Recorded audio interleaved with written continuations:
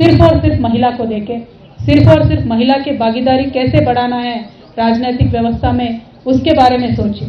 क्योंकि हम global indicators में अगर आप देखेंगे तो India is 148 out of 193 countries in terms of women representation. Parliament में आज 78 मेंबर्स है out of 543, which is 14.4%। Unfortunately it is very very less than the global average. हमारे पड़ोस का देश पाकिस्तान में 17% रिजर्वेशन है। बांग्लादेश में हमसे ज़्यादा, हिंदुस्तान से ज़्यादा रिप्रेजेंटेशन है महिलाओं का। I am not even talking about European countries, Brazil जहाँ पे 50% तक जा चुका है। हमारे नेबर्स में देखिए आप, इतनी खराब हालत हमारी महिलाओं की राजनीतिक रिप्रेजेंटेशन में है। तो हमारा रिक्वेस्ट है मोदी जी से और पूरे भारतीय जनता पार्टी से कि आप ये बिल को पारित करा दीजिए। हमने मार्च, इस महीने के 2 मार्च को हमने हैदराबाद में पोस्टर रिलीज किया था कि हम महिला आरक्षण के बिल के लिए कल यानी मार्च 10 तारीख को हम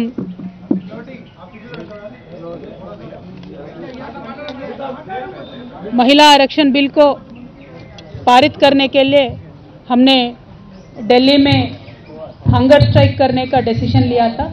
उसके बारे में हमने मार्च 2 को हैदराबाद में पोस्टर रिलीज किया है and we have reached out to every political party. I am very happy and very thankful to approximately 18 political parties who have confirm their participation. तो कल 10 बजे सुबह येचुरी साहब के हाथों से इनॉग्रेशन होगा। उसी समय प्रियंका चतुर्वेदी जी शिवसेना से भी आएंगे और लगातार दिन भर 18 पॉलिटिकल पार्टीज के रिप्रेजेंटेटिव्स इसमें आएंगे।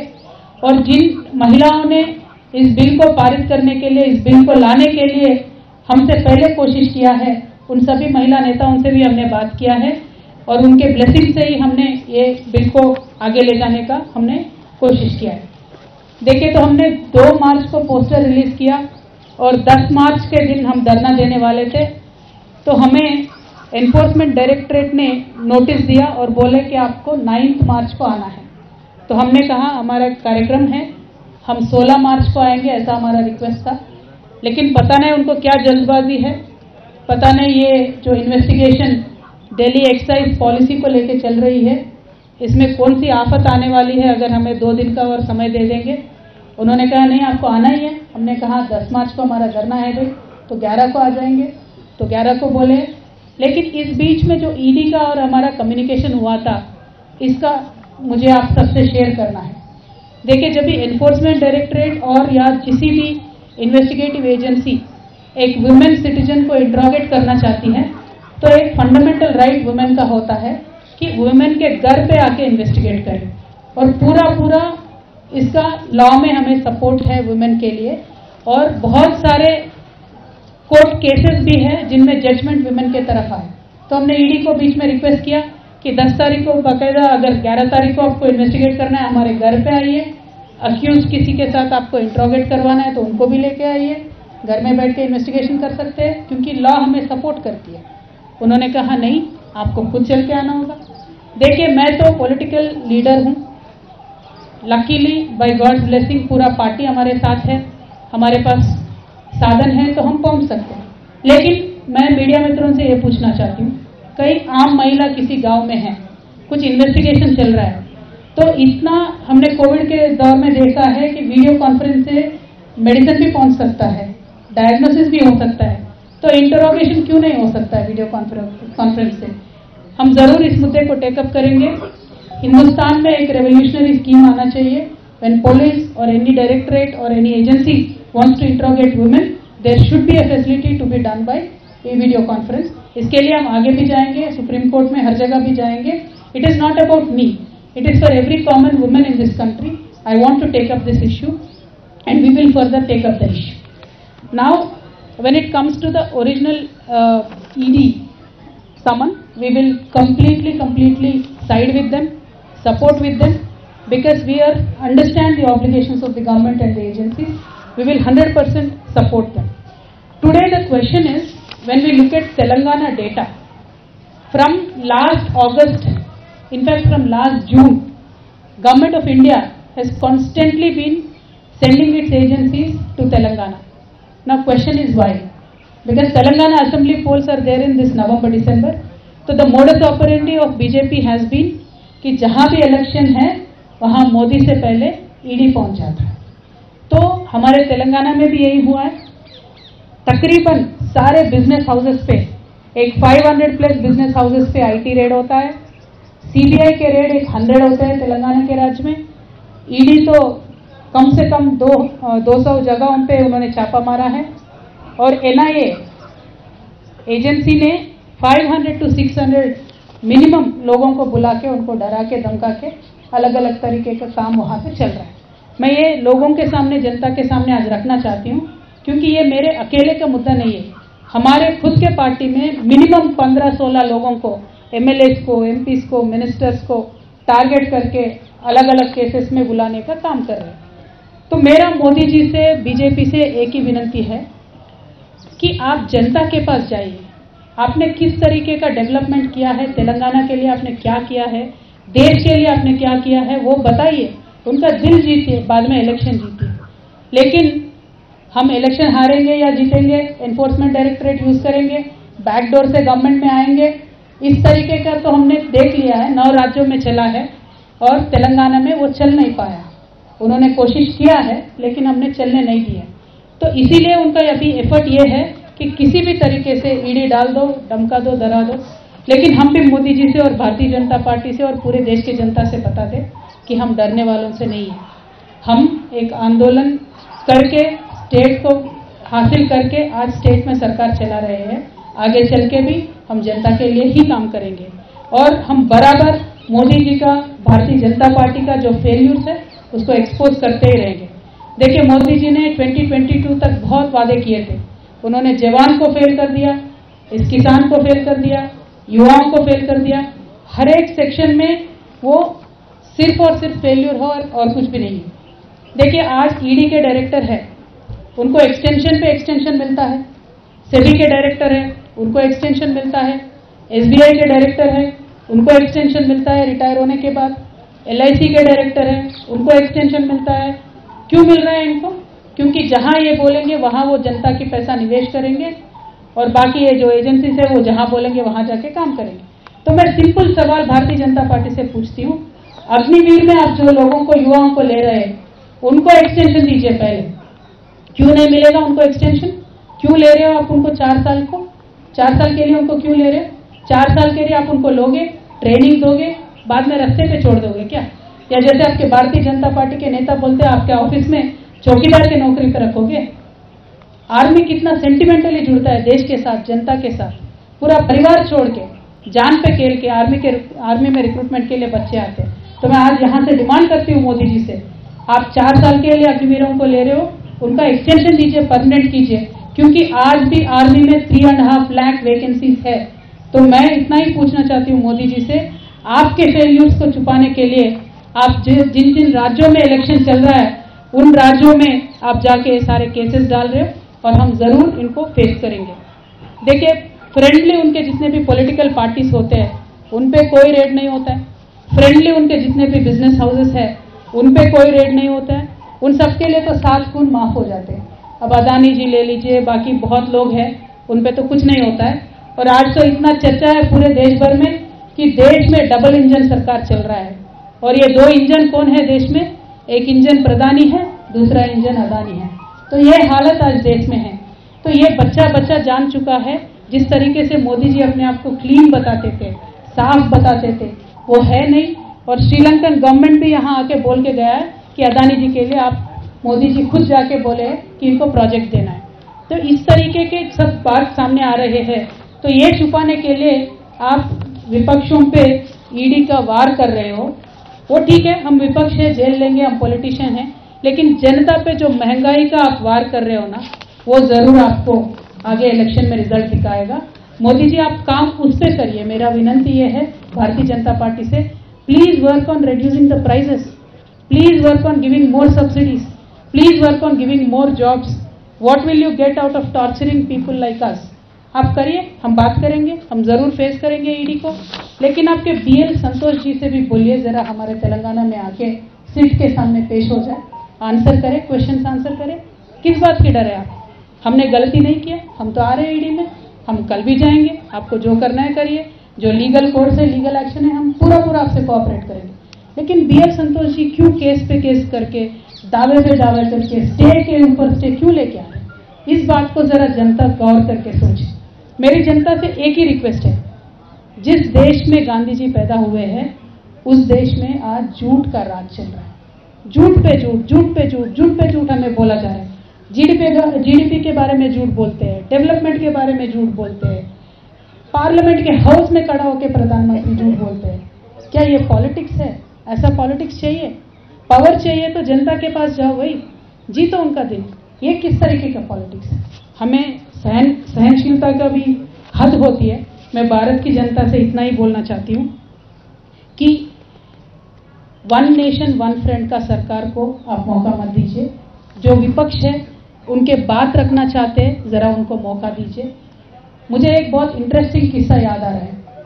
महाभारत का युद्ध चल रहा होता है, दुर्योधन जा रहे होते हैं युद्ध में, तो अपने माता जी गांधारी के पास आते हैं और पूछते हैं, माता जी मैं तो संग्राम में जा रहा हूं, मुझे आशीर्वाद दे दो।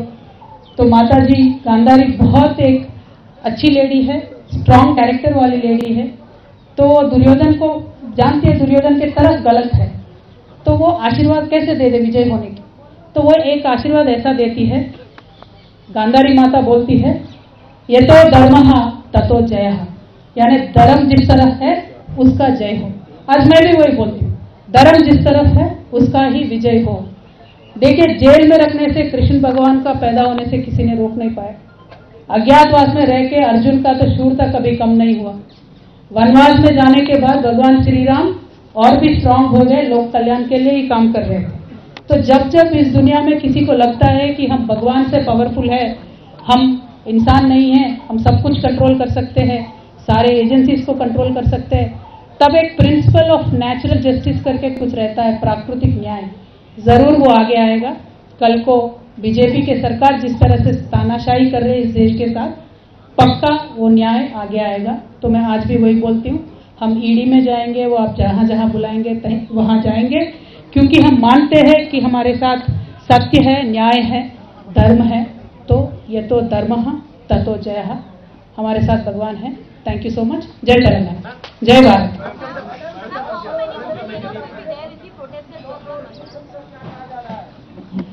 देखिए, पूरे देश से 29 स्टेट्स में जितने भी ऑर्गेनाइजेशंस हैं, हमने उन सबको, वुमेन रिजर्वेशन पे जितने भी फाइट किए उन सबको बुलाया है। लकीली उन सब ने एक्सेप्ट भी किया है। तो at least 500 to 600 people will sit on the hunger strike, but the attendance will be much more. More than 6,000 people have confirmed that they will join us. More than 18 parties have confirmed that they will join in the protest. Congress president Sonia Gandhi, जिनका आपने जिक्र किया अपने press conference में, क्या उनको भी आपने बुलाया है और क्या वो आएंगी? मैम, सोनिया जी बहुत बड़े लीडर है। मैं तो छोटी एमएलसी हूँ, first time MP, second time MLC. Bharat जागृति जो हमारा एनजीओ है, उसके तरफ से जो हम एजिटेशन ये कर रहे हैं महिला आरक्षण के लिए, हमने सारे पार्टी से रिक्वेस्ट किया है कि आप अपने रिप्रेजेंटेटिव भेज दीजिए।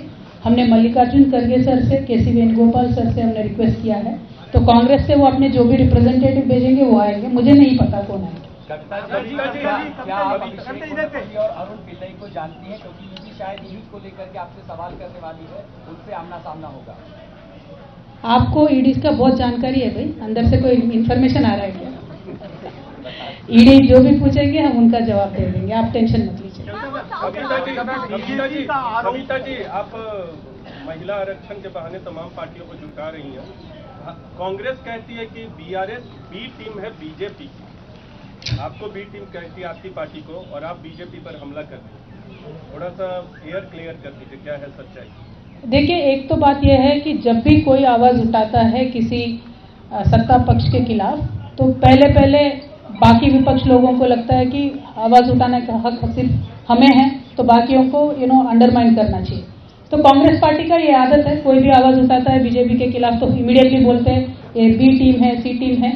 लेकिन आज कांग्रेस की हालत अगर आप देखेंगे तो पूरे देश में सिर्फ और सिर्फ उनका एक बड़ा रीजनल पार्टी का दर्जा रह गया और कुछ नहीं है। They are not a national party any more.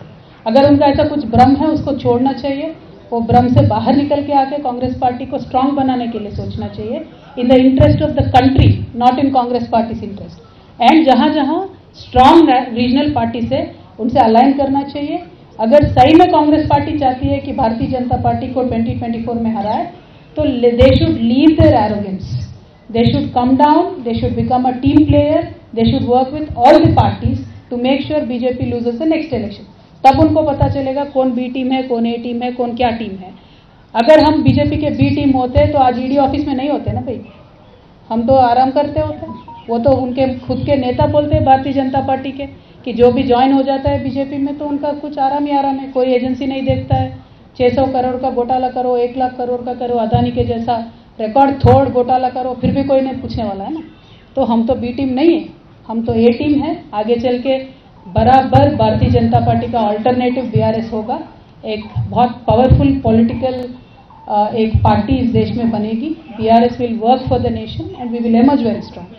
BJP का आरोप है कि दिल्ली की पूरी excise receiving end of agencies almost all the opposition parties now most like kiosks, like people say that the initiative taken by BRS, TMC and SP seems to be like the third front that will go against the interest of the opposition parties. Will your party take an initiative to bring all the opposition parties, especially in the wake of attack onslaught by the central agencies against like-minded opposition parties? Because even now you are saying that the Congress party is not coming along with the regional forces. So what do you think? Should all the opposition parties come together against the central agencies? Brother, we've been taking the initiative for a long time. It's not now. Honorable Chief Minister and our leader of Bharatiya Rashtra Samiti, KCR Garu, has taken the initiative and we've held multiple meetings with stakeholders of various parties in this country, and we've declared it openly that we will work with all like-minded parties. Idea and ideology is simple. Bharatiya Janata Party in today's form and shape is hurting the country, not working for the development of the country. They are spoiling the ecosystem of this country and the secular fabric of this country. So certainly we will work to unseat them from power, and we will work with every party which is like-minded. Ma'am, coming to the ED case, how do you interpret the silence of your father and your brother? About what? For the ED case against you, they are not very vocal about it. See, why should my father and brother speak about such silly issues? Party also is targeted. Now, the entire party, in fact, my brother and Honorable Minister just held a press conference today. But that apart, entire party, 15-16 MLAs, leaders, small leaders, big leaders, everybody has been targeted. And that has been the attitude of the BJP party, unfortunately, in every state. So if we speak about it and make a big issue out of it, tomorrow my dear friends in the press, they'll write कि ये डर गए, ये बात कर रहे हैं सिर्फ ईडी के बारे में. But I really want to request through you to the people. See, today we put up a protest for Mahila bill. They'll call me to ED. So every paper is writing only about Kavita attending ED, but not Kavita doing dharna for a women bill. So tomorrow they'll increase the price of the cylinder, but then they'll call some other leader to ED. So cylinder hike price will not be there, issue will not be there. Some other leader going to the ED will be there. Some Adani issue comes, they'll call some other neta to ED.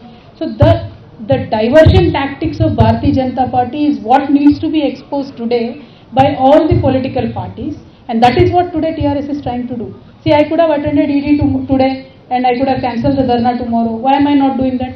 Because I want to prove a point that your diversion tactics will not work anymore. We will make sure that people will know about the issues, understand about the issues, and important issues of the country need to be highlighted. So we will work for that. That is our fight. Continuously alleging about the South Cartel group. They are continuously alleging there's a South Cartel link. There are 3 people and a major part of it is the bribe which was given and it's the entire legal case. See, all I am trying to tell you is this. Bharatiya Janata Party and its leaders will set up a narrative. Then they will look for characters. Okay? So that has been the agenda, that has been the strategy from day one. Not only me, every politician, every political party or every business house which does not subscribe to their ideology, that is what they have done. They'll come up with their own narrative. They'll try to fix me up in one or the other roles. And they are calling me various names. Let them call. Let the people decide. We will cooperate with them. Ma'am, you are making a larger alliance between opposition parties. Where does the Congress party stand in that alliance? You think that if required, you will, speak with them or they'll approach you? What is the stand or what is the state of a Congress party in your idea of opposition? And just adding to that, कि कांग्रेस हमेशा कहती है कि हमारे बिना कोई भी Alternate possible नहीं है. हम ही एक alternate cause है, हमारे बिना कोई alliance possible नहीं है. क्या आप धारणा से सहमत हैं? देखिए, कांग्रेस कहाँ पे खड़ी है वो तो कांग्रेस से ही पूछना पड़ेगा, वो मुझे नहीं मालूम। लेकिन हम जहाँ पे खड़े हैं, हम जहाँ से देश की हालत देख रहे हैं, हम समझते हैं कि सारे ऑपोजिशन को एक साथ आना चाहिए, उसमें कोई दो राय नहीं है। अब कांग्रेस की जिम्मेदारी देश के प्रति क्या है वो कांग्रेस डिसाइड कर ले। कांग्रेस को अगर आज भी लगता है कि उनके बगैर कुछ नहीं हो सकता है तो वो एक बार फैक्ट चेक कर ले, क्योंकि 4000 एमएलए में से आज कांग्रेस के पास सिर्फ 600 एमएलए है। What is that number? Where is their number? Today in Tamil Nadu they are in a गठबंधन सरकार, but they have only 17 MLA. In Bihar they have in गठबंधन सरकार, how many MLAs do they have? In Bengal मुश्किल से अभी by election में entry हुआ है, 1 MLA है कांग्रेस का. See, the point is for me to not gun down the opposition. Point is we should get united. But then who should make that effort? Why should the burden be only on the other parties? Why should the burden be only on BRS? Yes, BRS's stated stand is that we will work for it. We are working for it. That is why we recently held a rally in Khammam where many CMs came. We are going to hold another rally in April where again various other leaders will come. Our efforts are on. So our efforts are on, but what about Congress's sincerity, Congress's efforts, and when will they shed their arrogance and come to reality? That they will have to decide. I can't comment. Ma'am, Congress अगर approach करती है तो आप open है उसके लिए? सरकार 33% आरक्षण देने के बजाय 33% सीटें बढ़ा सकती है क्योंकि लोकसभा बड़ी हो गई है। तो अगर इस तरह का प्रस्ताव आता है तो आपका स्टैंड क्या होगा?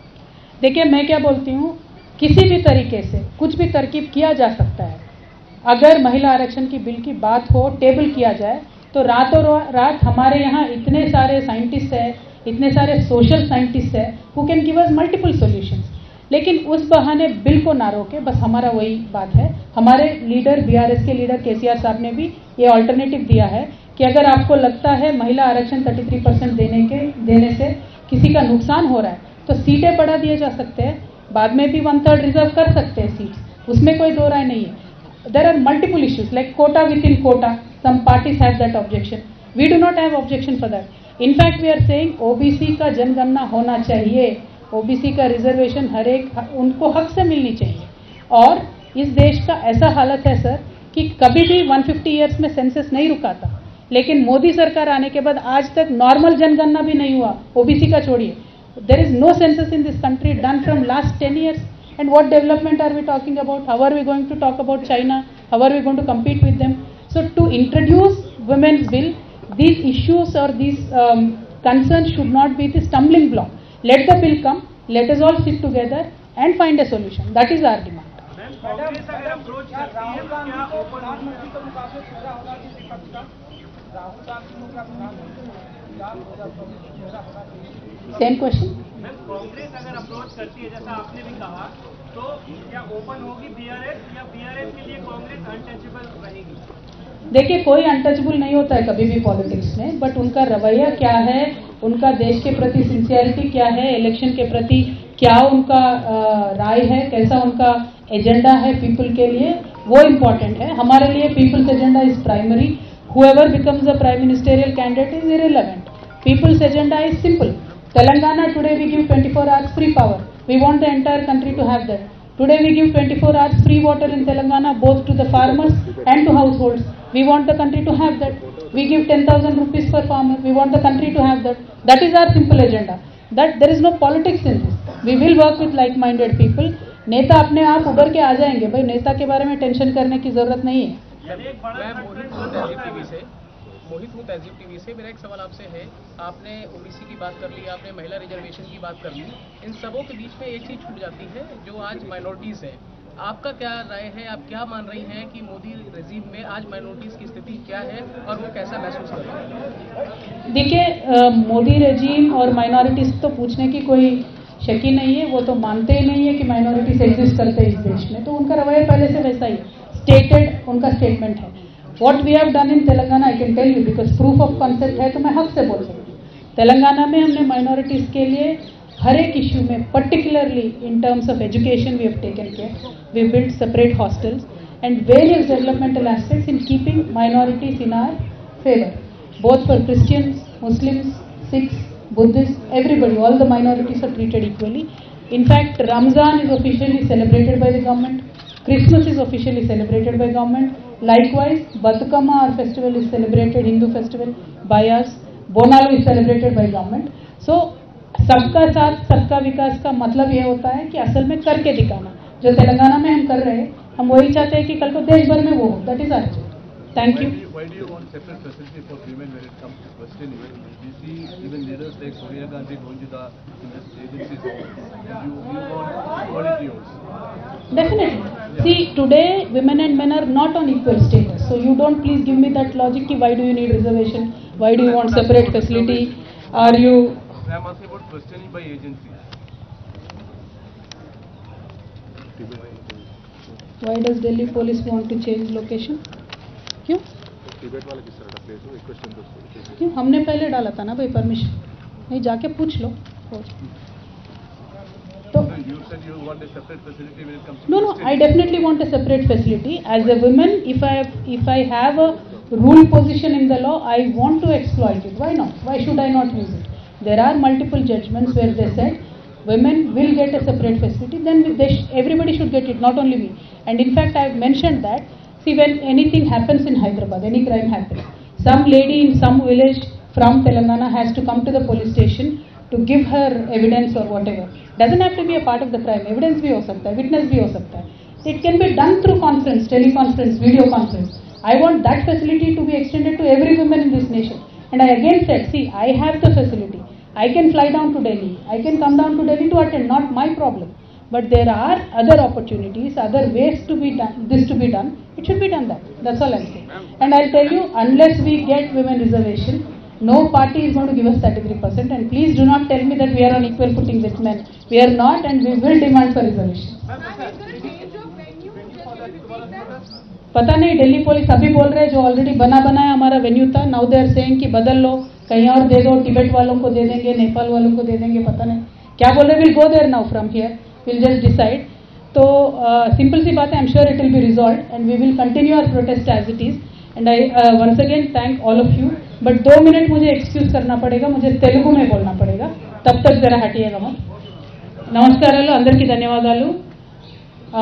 డిసెంబర్ రేపు మార్చి 10వ తారీఖున ఏదైతే మహిళా రిజర్వేషన్ బిల్లు కోసం ఇక్కడ నిరాహార దీక్ష ఒకరోజు చేస్తూ ఉన్నామో దాన్ని యథాతథంగా కొనసాగిస్తూ ఉన్నాం. ఉదయం 10 గంటలకు ప్రారంభం అవుతుంది, సాయంత్రం 4 గంటల వరకు కూడా కొనసాగుతుంది. గౌరవనీయులు పెద్దలు ఏచూరి గారు పొద్దున వచ్చి ప్రారంభిస్తారు, ఇంకొక ఎంపీ గారు కూడా పొద్దునే వస్తారు. అట్లానే మొత్తం రోజంతా కూడా బీఆర్ఎస్ పార్టీ నాయకులతో పాటు దాదాపు 18 పార్టీల నుంచి కూడా అనేక మంది నాయకులు వచ్చి హాజరవుతారు. కాబట్టి తప్పకుండా ఈ యొక్క ప్రొటెస్ట్ విజయవంతం అవుతుందని చెప్పి మేము భావిస్తూ ఉన్నాము. మహిళల కోసం 33% రిజర్వేషన్ ఉండాలనేటటువంటి ఒక అంశం దాదాపు 27 సంవత్సరాల నుంచి కూడా కోల్డ్ స్టోరేజ్లో ఉంది. కాబట్టి దాన్ని మనము దాటుకొని ఇవాళ అది సాధించడానికి కోసమని ప్రయత్నం చేస్తూ ఉన్నాం. ఈ ప్రయత్నంలో తోడుగా నిలిచినటువంటి అనేక మంది మహిళా సంఘాలకు, అదేవిధంగా ఈ బిల్లు కోసం ముందు పనిచేసినటువంటి మహిళలందరికీ కూడా ధన్యవాదాలు తెలియజేస్తూ ఉన్నాం. చాలా పార్టీలు ఇప్పటికే వస్తామని చెప్పి 18 పార్టీల పైచిలికి చెప్పడం జరిగింది. వారికి వారి నాయకులందరికీ కూడా మనస్ఫూర్తిగా ధన్యవాదాలు తెలియజేస్తూ ఉన్నాం. భారత్ జాగృతి తరఫున జరుగుతున్నటువంటి ఈ యొక్క కార్యక్రమం విజయవంతం అవుతుందని, అవ్వాలని, దీని మొదలు మాత్రమే, ఆరంభం మాత్రమే. దీని తర్వాత మహిళా బిల్లు పైన అనేక కార్యక్రమాలు కూడా చేపడతామని మరొకసారి తెలియజేసుకుంటూ మీ అందరికీ కూడా ధన్యవాదాలు. నమస్కారం. Thank you. జై తెలంగాణ, జై భారత్.